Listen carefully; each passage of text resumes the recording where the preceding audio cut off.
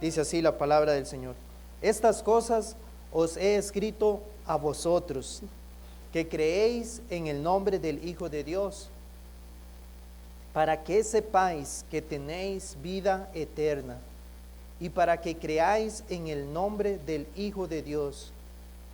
Y esta es la confianza que tenemos en Él, que si pedimos alguna cosa conforme a su voluntad, Él nos oye. Y si sabemos que Él nos oye en cualquiera cosa que pidamos, sabemos que tenemos las peticiones que le hayamos hecho. Si alguno viere a su hermano cometer pecado que no sea de muerte, pedirá y Dios le dará vida. Esto es para los que cometen pecado que no sea de muerte. Hay pecado de muerte, por el cual yo no digo que se pida. Toda injusticia es pecado, pero hay pecado no de muerte. Sabemos que todo aquel que ha nacido de Dios no practica el pecado, pues aquel que fue engendrado por Dios le guarda, y el maligno no le toca. Sabemos que somos de Dios, y el mundo entero está bajo el maligno. Señor, bendiga su palabra. Entonces recordemos, hermanos, el propósito de la epístola, que en el versículo 13, como hemos estudiado, es donde tenemos el centro o el motivo por el cual el apóstol Juan escribe esta epístola a la iglesia, a los hermanos que estaban en Asia Menor, para que sepamos, les dice él, que tenemos vida eterna, y para que creamos en el nombre del Hijo de Dios. Ese era el motivo, el propósito de esta epístola: confirmar la vida eterna de aquellos que decían ser seguidores de Cristo. ¿Y cómo lo hacía? ¿Cómo lo hizo el apóstol Juan? Recordemos que en medio de las iglesias estaba surgiendo un grupo contrario a las verdades de la palabra. Entonces el apóstol empieza a exponer las doctrinas en las cuales ellos habían creído. Pero a la misma vez esto servía entonces para que los hermanos se hicieran esa evaluación, para conocer entonces si estaban creyendo a esa verdad y si su vida estaba demostrando esas evidencias en su vida práctica de aquello que habían creído. Recordemos que estos grupos, que podríamos decir era movimiento inicial de los gnósticos, estaban negando la deidad de Cristo, estaban negando la validez de la ley de Dios y no estaban reflejando el amor a la iglesia del Señor. Entonces esas eran las cosas que el apóstol Juan expone, los cuales los hermanos debían evaluarse.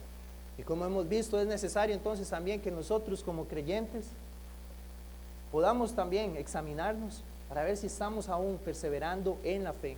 No se trata entonces de que fue un momento en el pasado cuando algo ocurrió, pero que no le damos entonces la relevancia como estamos viviendo hoy, porque tiene que reflejarse hoy en nuestra vida si realmente hemos creído a esta verdad. Estamos perseverando en la fe, estamos creciendo en la santidad, como ahora lo vamos a ver, y nuestra vida refleja que hemos nacido de Dios realmente. Entonces recordemos, Juan buscaba animar a los hermanos, ¿es cierto? Exponiendo a aquellos que eran los falsos, los anticristos, como él los llama, los falsos maestros, los mentirosos, pero confirmando a aquellos que sí habían nacido de Dios. Ellos debían ser alentados a seguir entonces perseverando en la obra del Señor, que es lo que dice la palabra de Dios. Confiar que el que ha iniciado la obra en nosotros la va a perfeccionar hasta el día de Jesucristo. Y eso hoy se demuestra en cómo estamos viviendo. En la palabra también vemos en el libro de los Hechos, en el capítulo 15 y en el versículo 36, después que el apóstol Pablo realiza su primer viaje misionero, él dice que nuevamente va a ir a visitar a los hermanos, dice, para ver cómo están ellos, para ver si siguen creciendo espiritualmente. Y eso es entonces también lo que debemos hacer. ¿Estamos aún creciendo espiritualmente? Sabemos que todo es por la gracia del Señor. Si hoy Dios nos ha permitido ser más fieles en pecados, tal vez que antes fácilmente nos deslizábamos, ahora el Señor nos ha dado victoria sobre ellos.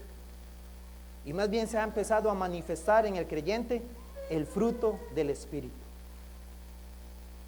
Aquellas cosas que antes tal vez no imaginábamos que podíamos tener en nuestra vida, se escriben en Gálatas capítulo 5, empiezan a ser evidentes en nosotros. Pero sabemos que todo eso es una obra del Espíritu, aquel que tiene el Espíritu Santo. Y eso es lo que nosotros debemos hacer, ir a la palabra del Señor, como dice la palabra profética más segura que tenemos, y evaluarnos a la luz de ella. Como hemos visto, ¿qué demuestra aquel que ha nacido de Dios? Bueno, primeramente, tiene ese amor hacia la iglesia. Puedo decir entonces, perdono ahora más que antes, entendiendo el Evangelio, cómo Cristo me perdonó a mí. Entonces, amo más a aquellos que de alguna manera me ofenden, pero puedo perdonarles. Confieso de una manera más constante mis pecados. Soy más sensible a aquellas situaciones que me hacen pecar, pero inmediatamente los confieso delante de Dios y me aparto y creo en la promesa de que el Señor me perdona por medio de la sangre de Cristo. Creo más firmemente en ese perdón que viene por la obra de Jesucristo, y no dudo entonces de que Él, cuando confieso mis pecados y me aparto, que Él me perdona.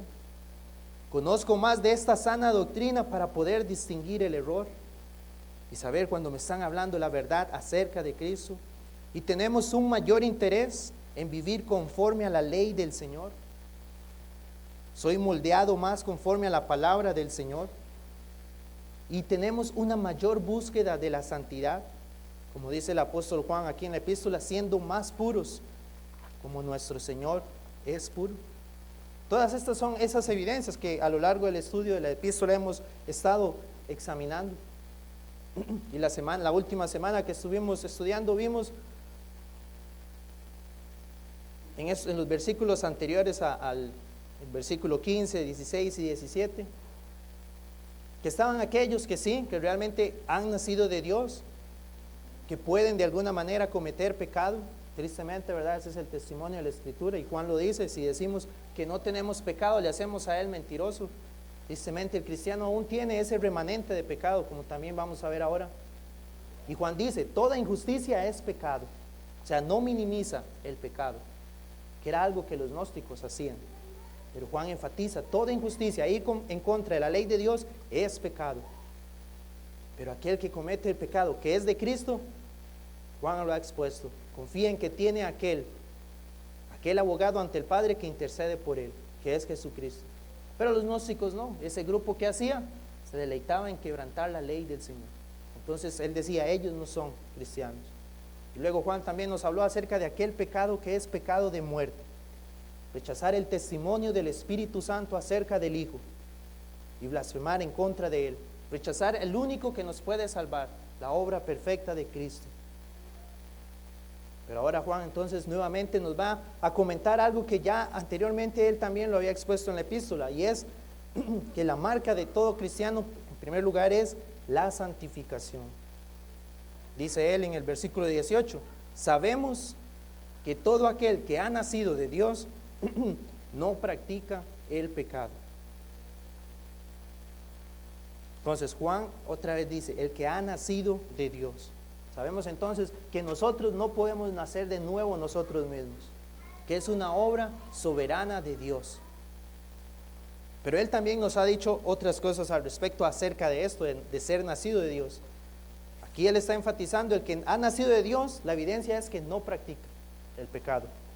En primera de Juan 4:7 dice: amados, amémonos unos a otros, porque el amor es de Dios. Dice: todo aquel que ama es nacido de Dios y conoce a Dios. Luego en primera de Juan 5:1 también él dijo: todo aquel que cree que Jesús es el Cristo es nacido de Dios. Y luego aquí el que acabamos de leer: el que no practica el pecado es que ha nacido de Dios. Entonces aquí nosotros ya entonces podemos evaluarnos y decirnos y preguntarnos: ¿estoy amando a la iglesia? Porque si es así, he nacido de Dios. Estoy amando a los hermanos, Dios me ha hecho nacer de nuevo. Estoy confesando a Cristo como mi Señor, mi Salvador, he nacido de nuevo. Y ahora él lo enfatiza, no estoy cediendo al pecado. El pecado ya no ejerce dominio en mi vida. Quiere decir entonces que he nacido de Dios. Y eso era lo contrario, todo lo contrario era lo que hacían aquellos que habían salido del pueblo. Que Juan decía, salieron de nosotros, pero eso es para que conociéramos que nunca fueron realmente de nosotros. Despreciaban al Señor, se rebelaban en contra de la doctrina de Cristo, predicando un Cristo diferente, y tenían una vida dominada por el pecado. Recordemos que en Juan 17:17 el Señor oró de esta manera acerca de sus discípulos. Dijo, santifícalos en tu verdad. Y primera de Tesalonicenses 4:3 dice, porque la voluntad de Dios es vuestra santificación. Entonces sí, si hemos nacido de Dios, tenemos que entender, esa es la voluntad de Él para mi vida. La santidad, la santificación. Entonces eso tiene que ser una marca en todo creyente. Nosotros, la Biblia nos enseña que lo que ha experimentado un pecador que ha nacido de nuevo, en primer lugar es que Dios lo ha justificado. Nos ha declarado justos por medio de la obra de Cristo. Y esto lo leemos en Tito, capítulo 3.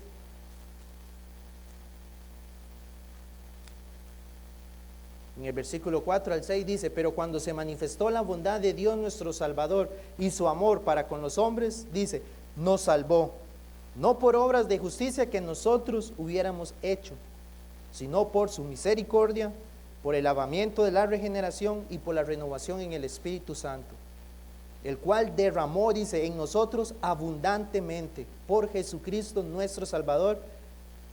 Y dice el apóstol Pablo, para que justificados por su gracia, viniésemos a ser herederos, conforme a la esperanza de la vida eterna. Entonces, Él nos ha justificado por la obra de Cristo. Y eso es lo que hemos experimentado en primer lugar, cuando hemos sido salvos. Fuimos declarados justos. Y luego el Señor nos concede nacer de nuevo, ser una nueva criatura. 2 Corintios 5:17, que es un pasaje conocido. De modo que si alguno está en Cristo, nueva criatura es. Las cosas viejas pasaron y aquí todas son hechas nuevas. Pero luego también Dios nos concede ahora este proceso en el cual estamos, en el cual se encuentra el creyente. ¿Y cuál es? El proceso de la santificación. Todas estas están ligadas. No puedo decir yo que he nacido de nuevo, pero no estoy viviendo una vida de santidad. Eso sería negar esa obra perfecta de Cristo. Negar que Él me haya hecho nacer de nuevo. Porque estaría viviendo contrario a lo que es esta verdad. El Señor Jesús no solo lava nuestros pecados con su sangre, sino que también nos separa de ese amor natural al pecado y al mundo. Y pone un nuevo principio en nuestro corazón que nos hace ser aptos para el desarrollo de una vida santa. ¿Anhelamos hoy nosotros ser más conforme a la palabra del Señor? Bueno, esa es una obra de Dios. ¿Anhela usted hoy más la santidad y desprecia más el pecado? Bueno, es porque Dios le ha hecho nacer de nuevo. Y ahora este es el proceso en el cual nos encontramos. Pero también es examinarnos y decir, ¿estoy dando libertades al pecado en mi vida? ¿Cedo fácilmente al pecado? ¿No practico realmente la santidad? ¿Me es difícil realmente perseverar en esto y cedo, como le digo, dominado por los deseos de la carne? Todas estas cosas deben llevarnos a examinarnos, porque hay varios pasajes de la Escritura donde nos dice que precisamente esa es la voluntad del Señor. En Juan, quiero que leamos algunos, en el Evangelio de Juan, capítulo 17 y versículo 19, dice así: y por ellos yo me santifico a mí mismo.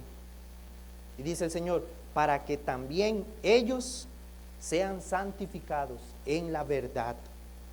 Luego en el libro de Efesios, capítulo 5, en el versículo 25,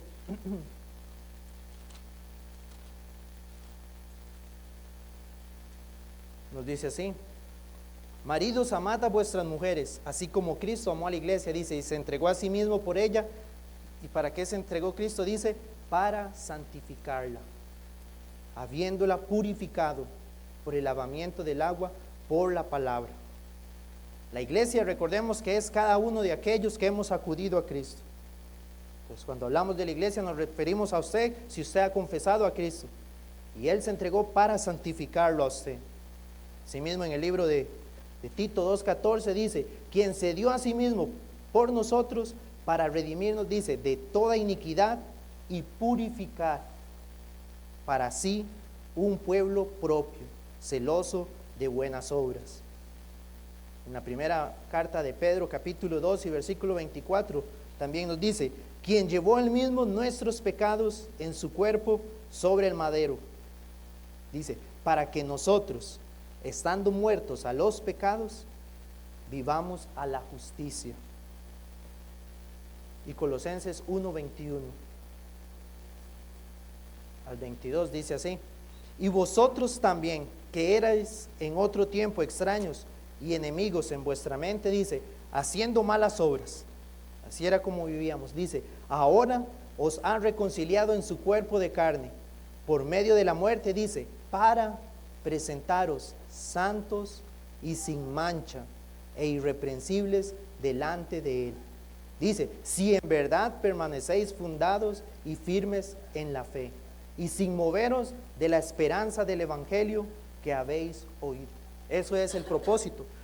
Hemos confesado esta fe, estamos en el Evangelio, entonces dice, no debe haber iniquidad en nosotros, porque esa es la voluntad del Señor para su iglesia. Al examinarnos a nosotros mismos, entonces eso es lo que tiene que ser una marca del creyente, porque vemos que a través de la Escritura esta ha sido la voluntad del Señor. Quiero leerles lo que dice nuestra confesión en el capítulo 13, que habla sobre la santificación, y en el párrafo 2 dice, esta santificación se efectúa en el hombre en su totalidad. Dice, aunque es incompleta en esta vida. ¿Por qué dice? Porque todavía quedan algunos remanentes de corrupción en cada parte. Y aquí dice, de donde surge una continua e irreconciliable guerra. La carne lucha contra el espíritu y el espíritu contra la carne. Entonces, hermanos, esa es la realidad que nosotros tenemos como cristianos. Porque el que no ha nacido de nuevo no tiene esta batalla contra el pecado. El que tiene el Espíritu Santo de Dios sí puede percibir el pecado y lucha contra él. Pero aquel que no ha nacido de Dios, su vida está siendo entonces o se encuentra en un estado de esclavitud al pecado, donde el pecado es el que gobierna todo su ser, sus pensamientos, sus acciones, todo está dominado. Que el Señor dijo, si ustedes conocen la verdad serán realmente libres. Esa es la promesa que hay en Él. Entonces, he conocido la verdad, he nacido de Dios, el pecado no me domina. Y aquí en la confesión es que nos dice, está ese remanente. No podemos negar lo que muchas veces se quiere levantar y hacernos nuevamente, ¿verdad? El pecado propio, desviarnos del Señor. Primera de Tesalonicenses 5:23 nos habla acerca de esto, dice, y el mismo Dios de paz os santifique por completo. Todo vuestro ser, espíritu y alma y cuerpo, sea guardado irreprensible para la venida de nuestro Señor Jesucristo. Esa es la petición de Pablo para la iglesia en Tesalónica, que Dios les santifique por completo, porque sabemos que queda aún esas partes de nosotros, las cuales tenemos que llevarlas al dominio de Cristo. Primera de Juan 1:8 también nos decía, si decimos que no tenemos pecado, nos engañamos. Si hay todavía pecado y la verdad no está en nosotros, si decimos que no hemos pecado, le hacemos a él mentiroso y su palabra no está en nosotros. Entonces, primera de Juan 1:10 y Romanos 7:18 y el versículo 23 dice Pablo, y yo sé que en mí, esto es en mi carne, dice, no mora el bien, porque el querer el bien está en mí, pero no el hacerlo. Pero veo otra ley en mis miembros, que se rebela contra la ley de mi mente, y que me lleva cautivo a la ley del pecado que está en mis miembros. Pues Pablo también afirmaba, anhelo obedecer al Señor, pero aún en mi cuerpo está ese deseo de pecar. Y Filipenses 3:12 dice, no que lo haya alcanzado ya, ni que ya sea perfecto, dice, sino que prosigo, para ver si logro hacer aquello para lo que también para lo cual fui también asido por Cristo Jesús. No somos perfectos, pero seguimos en este camino. Y la confesión nos dice, seguimos en este camino donde se encuentra esa guerra, esa batalla. Ahora, la pregunta es, hermanos, ¿somos conscientes nosotros de ese estado que vivimos en una batalla en nuestro cuerpo, en nuestro ser? Porque no podemos ser indiferentes a esta realidad. Muchas veces llegamos a olvidar en el estado en el cual nos encontramos. ¿Y por qué es tan importante esta doctrina de la santificación? Bueno, hermanos, primero debemos recordar, la Biblia dice que debemos buscar la santidad sin la cual nadie verá al Señor. Podrían existir aquellos que, como les decía ahora, pueden haber creído que en algún momento, o pueden, ¿verdad?, decir que en algún momento se rindieron a Cristo y están confiando en que el día que estén delante del Señor van a poder ser recibidos. Pero si hoy no están viviendo una vida de santidad, una vida en la cual están luchando y batallando contra el pecado, entonces puede ser que esa confesión sea falsa y se estén engañando a sí mismos, porque el pecado aún gobierna en ellos y realmente no han sido libertados. Por eso la palabra nos habla en estos versículos que les he dicho y en muchos más acerca de que esa es la realidad del cristiano. Está creciendo en esa santidad y está librando esa batalla continuamente. 1 Corintios 9:24 dice, ¿no sabéis que los que corren en el estadio, dice Pablo, haciendo esa analogía, dice, todos a la verdad corren, pero uno solo se lleva el premio? Dice, corred de tal manera que lo obtengáis.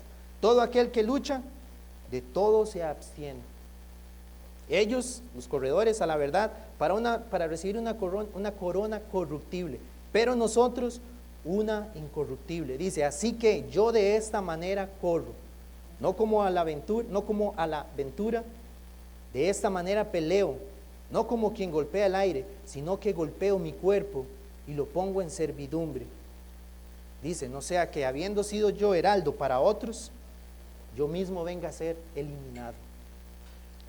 Obviamente aquí le está hablando de esa batalla espiritual.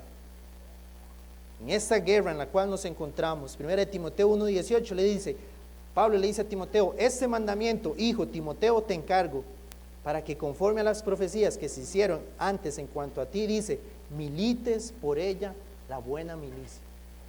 O sea, está en una guerra, se tiene que militar y estar firme en esto, por lo que se le ha, por las profecías que se le habían dado. Y 1 Timoteo 6:12 dice, pelea la buena batalla de la fe. 2 Timoteo 4:7, Pablo dijo, he peleado la buena batalla.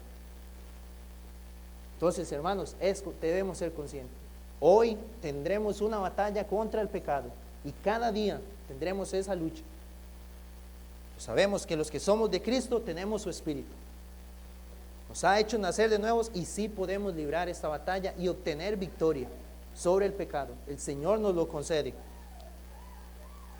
Antes cedíamos fácilmente al pecado de cualquier índole, pero hoy el Señor nos ayuda a través de su palabra y, como vamos a ver, de los medios de gracia que Él nos ha dado, estar firmes y no ceder.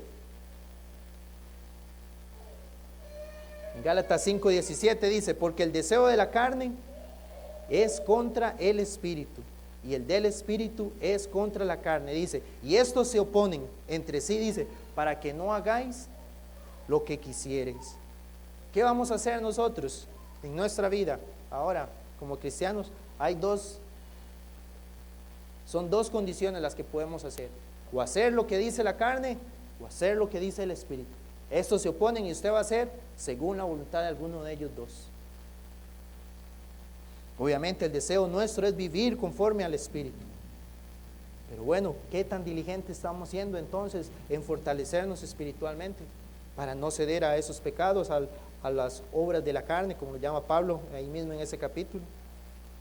Y 1 Pedro 2:11 dice el apóstol Pedro, amados, yo os ruego como a extranjeros y peregrinos, dice, que os abstengáis de los deseos carnales, dice, que batallan contra el alma. Entonces sí, hermanos, esa es la enseñanza bíblica. Ahí está esa guerra. y batallan contra el alma.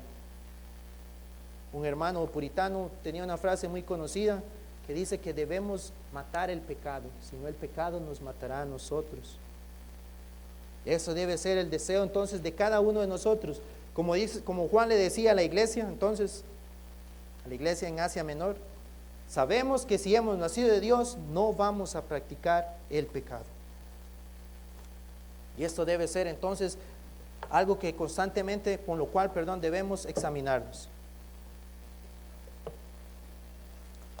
Podríamos decir en otras palabras entonces que si no hay santificación es porque no ha existido una regeneración. Si no se ve una vida santa es que no ha existido un nuevo nacimiento.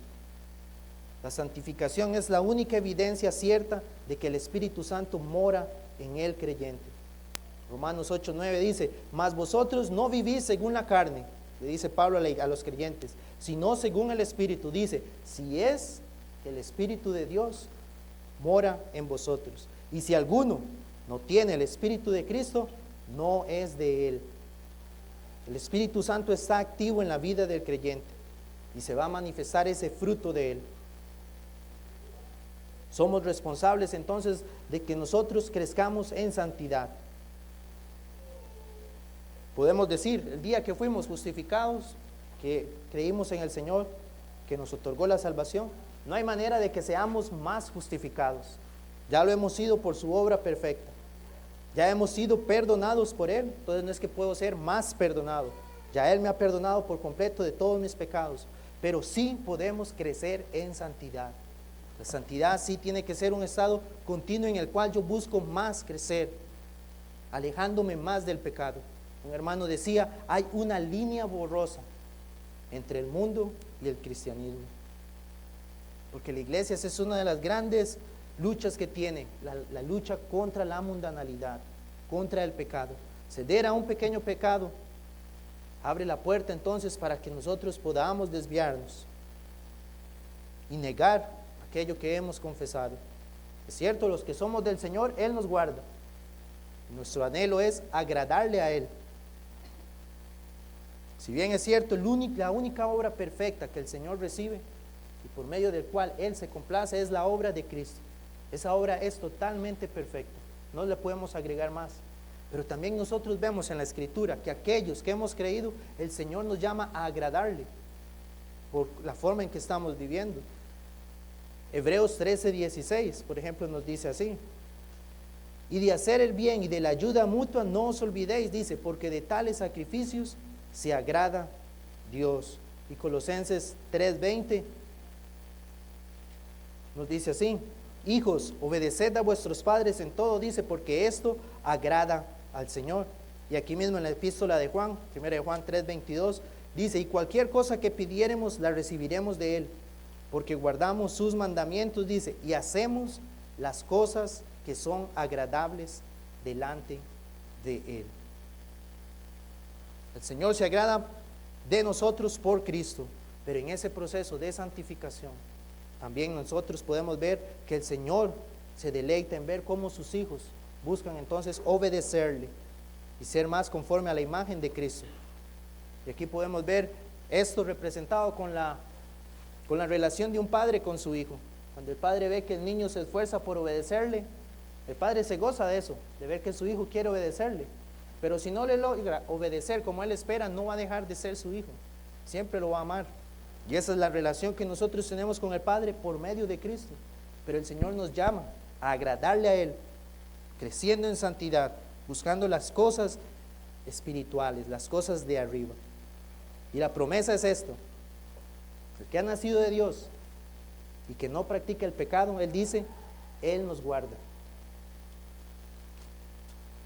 El versículo 18 dice, sabemos que todo aquel que ha nacido de Dios no practica el pecado, dice, pues aquel, en algunas Biblias está en mayúscula, dice, pues aquel, refiriéndose a Jesús, dice, que fue engendrado por Dios, dice, le guarda, y el maligno no le toca. La realidad de la palabra es que hay un enemigo, hay un adversario.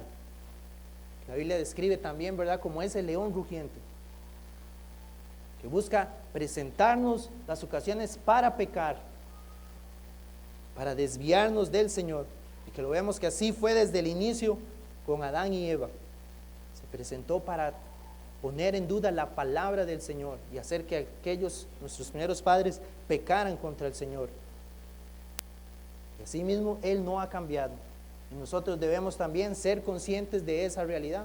Muchas veces olvidamos, ¿cierto?, la responsabilidad que tenemos con nuestro propio pecado de batallar contra él, pero también de ese enemigo que sutilmente se nos va a presentar cada día para hacernos pecar y desviarnos en contra de la verdad, ofender al Señor.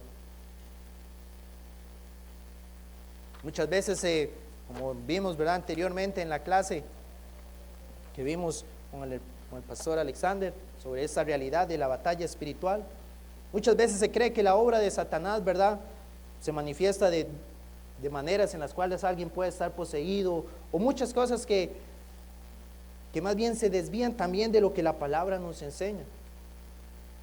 En medio de todo esto, de las ideas que vemos en el mundo, de destruir lo que es como Dios creó al hombre y a la mujer, de fomentar, por ejemplo, el desprecio a la vida humana, o apoyando todo eso, lo que es la eutanasia, el aborto. Todas estas cosas son diabólicas y vemos que ahí está Satanás. Pero también Satanás viene a nuestras vidas y nos hace muchas veces, como hemos visto en la epístola, desviarnos de estas verdades. ¿De qué manera? Bueno, una de las que Juan ha expuesto bastante en la epístola ha sido la necesidad de amarnos, la necesidad de perdonarnos. Porque cuando la Biblia dice, el amor va a cubrir multitud de pecados, pero cuando no está eso en el creyente, que como vemos es un fruto del Espíritu, podemos dar lugar al enemigo. Dice, en medio de la iglesia empiezan a haber esas divisiones, esos problemas. Pero aquellos que estamos creciendo en santidad, somos más conscientes de nuestro propio pecado. Cuando alguien peca contra nosotros, podemos perdonar, porque entendemos lo que Cristo hizo por nuestra salvación y no damos lugar al enemigo. Pero asimismo en nuestra vida diaria, en nuestro trabajo, en nuestros hogares, en la relación los padres con los hijos, en el matrimonio, entre amigos, la Biblia nos llama a que no haya enojo, que no haya ira, que no haya malicia en nosotros. Y todas estas cosas son las que el enemigo puede utilizar. Pero el consuelo que tenemos que es que el Señor, a aquellos que somos de Él, nos guarda. Y el maligno entonces no nos puede tocar. Recordemos que Satanás, la Biblia nos enseña que en el sacrificio de Cristo en la cruz, Él fue vencido. Él ya ha sido derrotado. Y entendemos que Él actúa como dando esos últimos impulsos.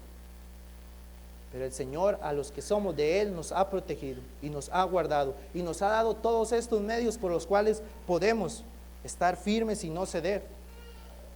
Estos medios de gracia, que como les decía, los entendemos que son la lectura bíblica de la palabra, o la lectura de la Biblia, la oración privada y pública, la asistencia regular a los cultos, oír la predicación de la palabra, participar de la cena del Señor. Todo eso trae fortaleza a nuestra vida. Con esto el Señor nos guarda para no ceder al enemigo. Pero empezar a descuidar todo esto, entonces es donde se van a empezar a manifestar en nosotros esos pecados, tanto el pecado remanente, y vamos a ceder entonces a las tentaciones que Satanás pueda traer. Es cierto, el Señor nos guarda, que nada nos va a alejar de Él, pero anhelamos como creyentes no crecer en esa santidad, en el temor del Señor. Entonces estos medios de gracia tienen que ser una realidad en nosotros. Es cierto, es difícil, pero tenemos al Espíritu Santo que el Señor nos ha dado. Y esa hambre y sed de la palabra debe existir, hambre y sed de la justicia. Pues debemos entonces rogar al Señor para que todo esto, estos medios de gracia puedan ir creciendo en nosotros. También Juan nos había dicho en 1 de Juan 3:8, dijo, el Hijo de Dios vino a deshacer las obras del diablo. Y si entonces Él protege al cristiano, el diablo no podrá echar mano de él. Hay un himno que creo que muchos conocen, que es el himno Castillo Fuerte, y quiero leerles lo que dice. Dice, con furia y con afán acósanos Satán, por armas deja ver astucia y gran poder, y cual Él no hay en la tierra. Dice, más por nosotros pugnará, o sea, luchará o combatirá, dice, más por nosotros pugnará de Dios el escogido. Es nuestro Rey Jesús, el que venció en la cruz, Señor y Salvador. Y siendo Él solo Dios, Él triunfa en la batalla. Que muestre su vigor Satán y su furor. Dice, dañarnos no podrá, pues condenado es ya por la palabra santa. Los que tenemos a Cristo tenemos esta victoria, por estar unidos a Él. Y los que hemos nacido de Dios, no practicamos el pecado y el Señor nos guarda. Esto es entonces lo que debemos evaluarnos. Pero asimismo, si hay alguno aquí que en esta mañana su vida más bien es un constante pecar y pecar, rebelarse en contra de Dios, entonces el llamado es que usted acuda a Cristo. Él vino a deshacer las obras del diablo. Él vino a libertarnos de nuestros pecados. Él es la verdad que debemos conocer para que seamos libres. Corra a Él porque Él es el que le puede salvar. Como iglesia, anhelemos y sigamos orando que el Señor nos haga crecer en santidad para la gloria de su nombre. Amén.